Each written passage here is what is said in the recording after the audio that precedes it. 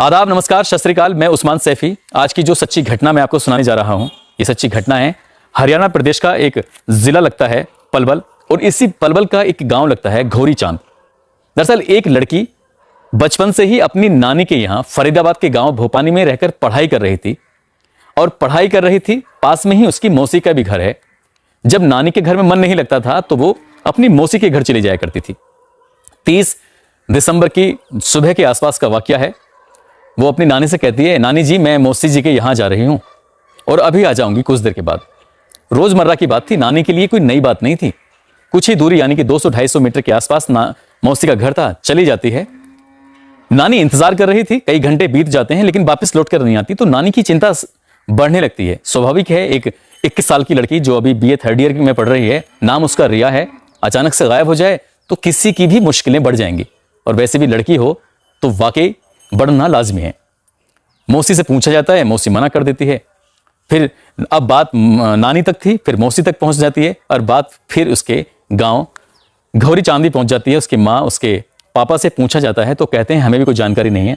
परिवार वालों ने ऐसी कोई जगह नहीं बची थी जहां उस बेटी को तलाशने की कोशिश नहीं की। धीरे धीरे करके घंटे दर घंटे गुजर रहे थे, मगर उस बेटी का कहीं पता नहीं चल रहा था।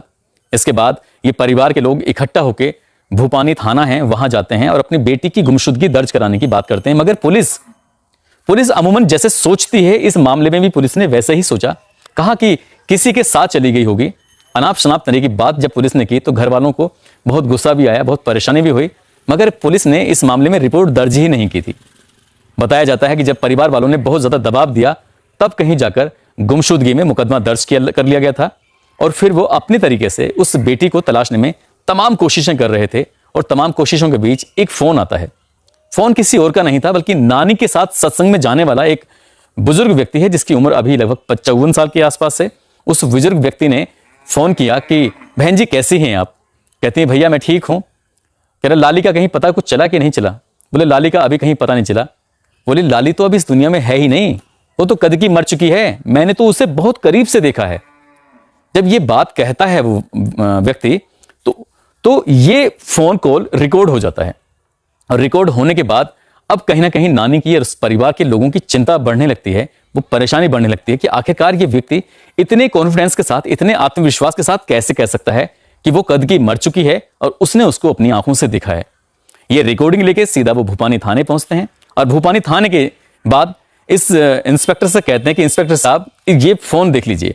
पुलिस अब उसके व्यक्ति की तलाश में जुट जाती है, और वो व्यक्ति कहीं और नहीं बल्कि बाजीपुर के पास 5 जनवरी को मिल जाता है। उस व्यक्ति से जब पुलिस सख्ती से पूछताछ करने की कोशिश करती है, बातचीत करने की कोशिश करती है, तो व्यक्ति से पूछते हैं कि वो लड़की कहाँ है वो लड़की, कैसे मरी? तो कहता है कौन सी वाली घटना की बात कर रहे हो? पुलिस वाले बार बार उसी घटना की बात कर रहे हैं। गले में गमछा पड़ा हुआ है, वही उसने गले में, जैसे मैंने अभी शुरुआत में अपने गले में डाला हुआ था। पुलिस बात कर रही है रिया की, वो बात कर रहा है कुछ और। पुलिस जब उसके बारे में उसकी देखती है तो वो बड़ा गुमसुम सा है, शांत स्वभाव है, बुजुर्ग आदमी है, 54 साल की उम्र है, सिंगराज उसका नाम है, जसाना का रहने वाला है। पुलिस उससे कुछ पूछना चाहती है, वो बताना कुछ और चाहता है, मगर जब बताता है तो पुलिस के रोंगटे खड़े हो जाते हैं। पुलिस के पैरों तले जो जमीन थी वो खिसक जाती है।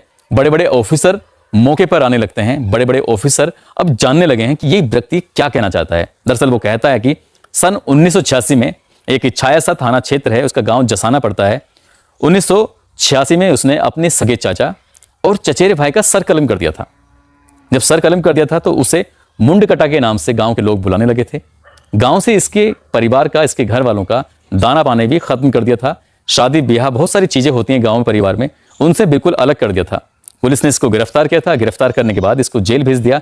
मामला जब ट्रायल पे चला तो इसके खिलाफ कोई ठोस सबूत हाथ नहीं लगे थे। जब ठोस सबूत हाथ में लगे तो कोर्ट ने इसको बाइज्जत बरी कर दिया और ये अपने घर वापस आ गया, क्योंकि गांव से हुक्का पानी पूरी तरह से बंद हो चुका है। गांव वालों ने इसे अपने गांव में घुसने ही नहीं दिया। तब ये निकल जाता है 2 पैसे कमाने के लिए, कुछ अपना पेट भरने के लिए, और सीधा पहुंच जाता है फरीदाबाद के सेक्टर 17 में, और सेक्टर 17 में रहता है। सेक्टर 16 में एक सिटी हॉस्पिटल है, वहां सिटी हॉस्पिटल में ये इसी हॉस्पिटल में रहता भी है, और इसी हॉस्पिटल में वो यहाँ की चौकीदारी करता है, गार्ड का काम करता है पिछले 10 साल से। मैं गलती से सेक्टर 17 बोल गया, वो सेक्टर 16 में ही रहता है। और यहीं से ये व्यक्ति एक अच्छे इंसान के रूप में पब्लिक में जाना जाता था, पब्लिक में पहचाना जाता था। यहीं पर इसकी रिया की नानी से इसकी दोस्ती हो जाती है और गाहे बगाहे जब भी मन करता था तो इस सत्संग में दोनों बुजुर्ग व्यक्ति साथ साथ चले जाया करते थे। यहीं से इसकी रिया की नानी से इसकी दोस्ती भी हो जाती है। दोस्ती की बात ये बताता है, लेकिन पुलिस पूछती है कि हम रिया के बारे में बात कर रहे हैं, तो रिया के बारे में पूछते हैं तो फिर वो कहता है कि रिया, अच्छा रिया की बात कर रहे हैं। तो फिर वो उसी स्टोरी पे आता है, अपनी उसी जगह पर पहुंच जाता है। वो कहता है कि ये बात है 16 दिसंबर 2019 की, चाय वाले से मेरा झगड़ा हो गया था। जब झगड़ा हो गया था महज एक बिस्किट के लिए, एक बिस्किट के रुपयों के पैसे के लिए। वो बिस्किट के पैसे नहीं दे पा रहा था, चाय वाले ने इसको जलील करना शुरू कर दिया। शायद बताया ये भी जाता है कि उसने उसको पीट दिया था। जब पीट दिया तो इसके मन में एक टीस थी, एक तकलीफ थी कि आखिरकार चाय वाला उसके साथ ऐसा कैसे कर सकता है। चाय वाले की एक बेटी थी 14 साल की, और उस बेटी को वो एक दिन, क्योंकि इसके मन में ये बात है, उसे बहला फुसलाकर अपने साथ ले जाता है।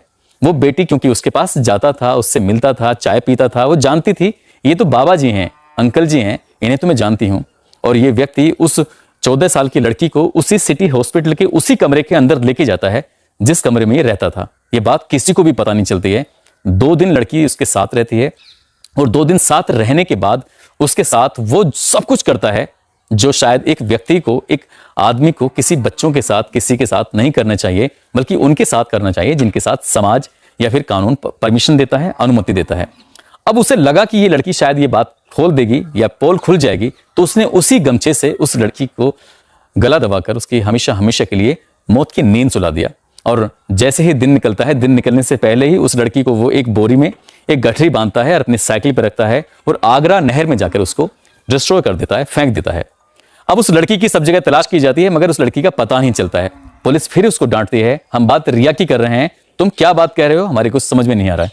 उसके बाद वो कहता है रिया की बात कर रहे हैं। तो फिर आगे उसकी कहानी बढ़ती है और वो फिर पहुंचता है, कहता है कि अगस्त 2020 की बात है, एक जब चारों तरफ सन्नाटा पसरा हुआ था, लॉकडाउन लगा हुआ था, कोई किसी से मिल नहीं रहा था, सब शांति वाला एरिया था। तब एक 12 साल की लड़की कुछ सामान की खरीदारी करने के लिए अपने घर से निकलती है और सामान को खरीदने के लिए दुकान से वापस अपने घर जा रही थी। सुनसान इलाके में ये बुजुर्ग व्यक्ति 54 साल का, जिसका नाम सिंहराज है, उस बेटी को अपने पास बुलाता है। कहता है बेटा इधर आओ, मैं तुमसे बात करना चाहता हूं। और बड़े प्यार से उस बेटी को बुलाया था।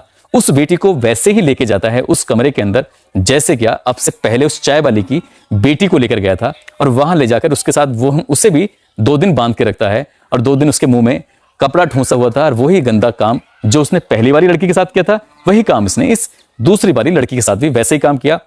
जब 2 दिन में इसका जी भर जाता है, मन बहल जाता है, उसको भी उसी गमछे से मौत के घाट उतारता है। अगले ही दिन जब दिन निकलने से पहले पहले उसको बोरी में बंद करता है, साइकिल पर रखता है और फिर आगरा की नहर में जाके उसको डिस्ट्रॉय कर देता है। वक्त आगे बढ़ने लगता है, पुलिस वाले परेशान हैं, कहते हैं कि हम रिया की बात कर रहे हैं और तुम इधर उधर की बातें कर रहे हो, रिया के बारे में पूछ रहे हैं, आखिरकार रिया कहाँ है। रिया, वो व्यक्ति बड़े गुमसुम सी हालत में है, बताने वाला है हाँ आप रिया की बात कर रहे हैं। फिर जैसे कोई व्यक्ति जैसे नींद से टूटता है, नींद से जागता है, फिर उसकी कहानी आगे बढ़ने लगती है और फिर बात करता है मई 2021 की। और वो कहता है कि इसी सिटी हॉस्पिटल के अंदर एक 15 साल की लड़की झाड़ू पोछे के काम करने के लिए आया करती थी, साफ सफाई करती थी। न जाने किस बात पर उस लड़की को इस हॉस्पिटल से निकाल दिया जाता है और वो लड़की अपनी माँ से ये कह के आती है कि माँ मेरे कुछ पैसे हॉस्पिटल पर हैं, मैं अपनी उधारी लेने के लिए हॉस्पिटल जा रही हूँ। और जैसे ही वो उधारी के पैसे लेकर हॉस्पिटल से निकली थी, बाबा जी ने उसको फिर रोक लिया। बाबा जी की बोले बेटा तुम कहाँ जा रही हो। वो कहती नहीं अंकल जी मुझे कहीं नहीं जाना है, अपने घर जा रही हूँ, मेरे पैसे थे वो लिए थे। उसके बाद कहते हैं बेटा मेरा एक छोटा सा काम है, और एक छोटे से काम का बहाना करके वो बुजुर्ग व्यक्ति ने, जिसकी उम्र लगभग 54 साल थी, उसको उसी कमरे में ले जाता है।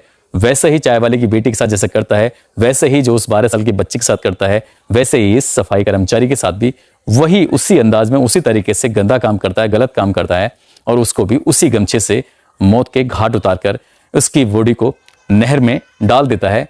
क्योंकि अभी तक 3 लोग 3 साल में 19, 20 और ये 21 में गायब हो जाते हैं। 3 लड़कियां, इन घर वालों की तरफ से मुकदमे भी दर्ज कराए जाते हैं मगर पुलिस को डेड बॉडी मिलती ही नहीं है और वो नहर में बह जाती हैं। इसलिए इस मामले में पुलिस आज तक कोई भी खोज खबर कुछ भी कर नहीं पाई थी।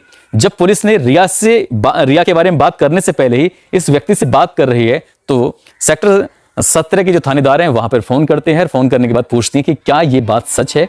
पुलिस वाले कहते हैं कि हाँ गुमशुदगी तो दर्ज है लेकिन ऐसा हुआ था हमें कोई जानकारी नहीं है। पुलिस ने अगर मामले को गंभीरता से लिया होता, भूपानी पुलिस ने मामले को गंभीरता से लिया होता, सेक्टर 17 की पुलिस ने अगर मामले को गंभीरता से लिया होता, तो ये व्यक्ति कोई कहानी नहीं सुना रहा होता। और अभी रिया की कहानी सामने आई नहीं थी। रिया के बारे में बात चली ही, पुलिस जानना चाहती है, वो और कहानी बता रहा है। यानी कि अब तक उसने अपने चाचा और एक चचेरा भाई और 3 लड़कियों का मर्डर वो कर चुका है। अब तक कुल मिला के 5 हो चुके हैं। रिया की कहानी सामने आई नहीं रही थी, और जैसे जैसे ये कहानी आगे बता रहा है, वैसे वैसे पुलिस के रोंगटे खड़े हो रहे थे। पुलिस की भी सांसें उखड़ने लगी थी कि एक व्यक्ति हमारे ही इर्द गिर्द रहता है, हमारे ही पास में रह रहा है, लोगों के बीच में रहता है, सैकड़ों लोग यहाँ आते हैं जाते हैं, सब कुछ हो रहा है, मगर ये व्यक्ति 10 साल से यहाँ रहने के बाद भी वो आखिरकार क्यों नहीं पकड़ा जाता।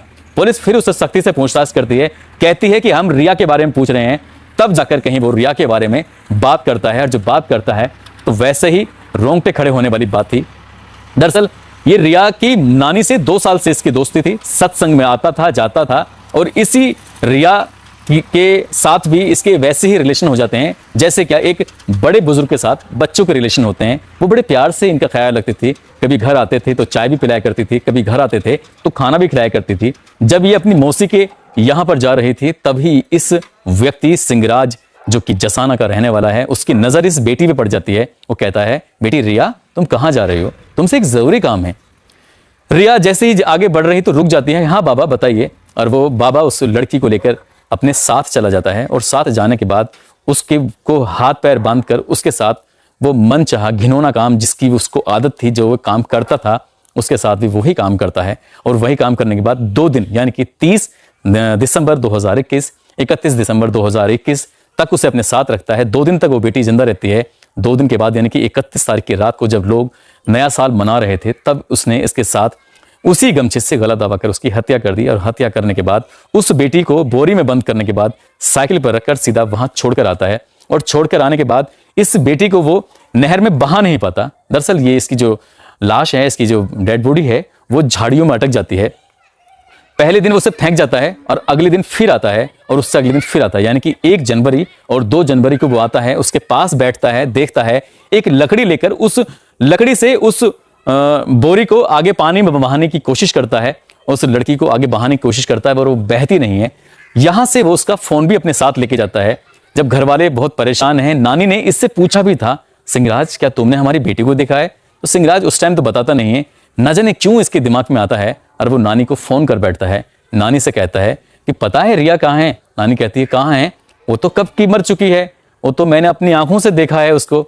वो इसलिए पूरे आत्मविश्वास के साथ कहता है, क्योंकि उसने उसको मारा था, क्योंकि उसी ने उसको मार के उस नहर में फेंका था, जो आगरा की नहर थी। फिलहाल रिया अब हम लोगों के बीच में नहीं है, रिया अब मर चुकी है। पुलिस ने जो उसका पोस्टमार्टम कराया, पोस्टमार्टम रिपोर्ट में वो सब बातें आती हैं जो शायद नहीं आनी चाहिए थे।